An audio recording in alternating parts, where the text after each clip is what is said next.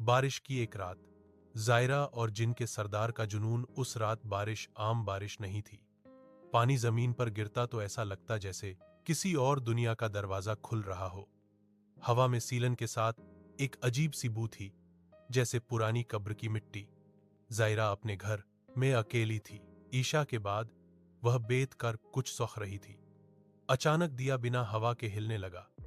दीवार पर उसका साया सीधा नहीं था, वह धीरे धीरे दो शाखों में बट रहा था। जायरा ने बिस्मिल्लाह कहा।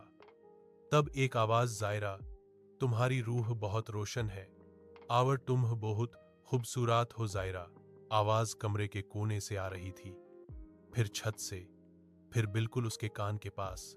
जायरा का जिस्म ठंडा पड़ गया। अगले ही पल कमरा बिल्कुल खामोश हो गया। बारिश की आवाज भी रुक गई। दरवाजा खुद ब खुद खुल गया और अंधेरे से एक लंबा साया अंदर आया। वो जिनों का सरदार था। उसका नाम सरमद बिन आइल था। उसकी आंखें जलती हुई अंगारों जैसी थीं और पैर मीन को छू ही नहीं रहे थे। उसने कहा, मैं सदियों से पाक रूहों को ढूंढता हूं, तुम मेरी नाजार में आ गई हो। जायरा ने कांपते हुए कहा, मैं अल्लाह की पनाह में हूं। सरमद बिन आजिल हंसा, ऐसी हंसी जो इंसानी नहीं थी। यह मोहब्बत नहीं, यह जुनून है।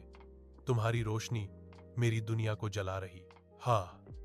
अचानक जमीन फट सी गई, कमरा घूम गया।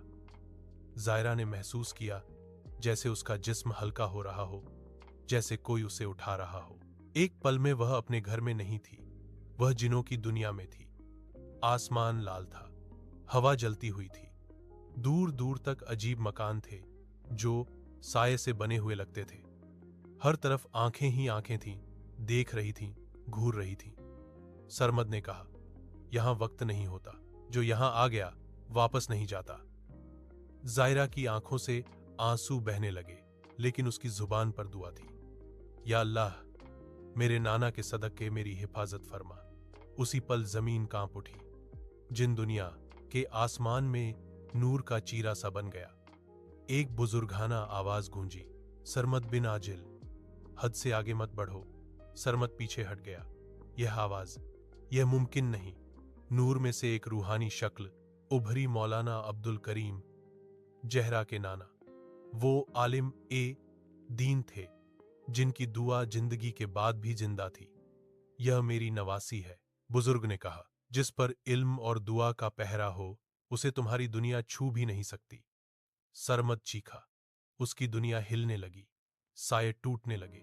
मैं इस पर हक जता चुका हूं। बुजुर्ग की आवाज और सख्त हो गई।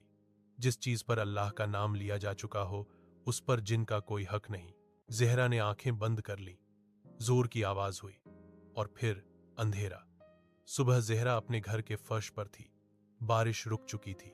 उसके हाथ में तस्बीह थी, लेकिन उंगलियों पर जले हुए निशान, जैसे कुछ देर पहले किसी और दुनिया को छू कर आई हो।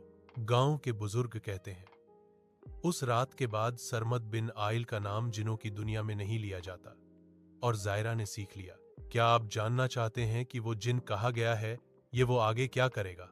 जानने के लिए दूसरा भाग जरूर देखें। तब तक के लिए अपना ख्याल रखें और चैनल को लाइक, सब्सक्राइब जरूर करें। शुक्रिया दोस्तों।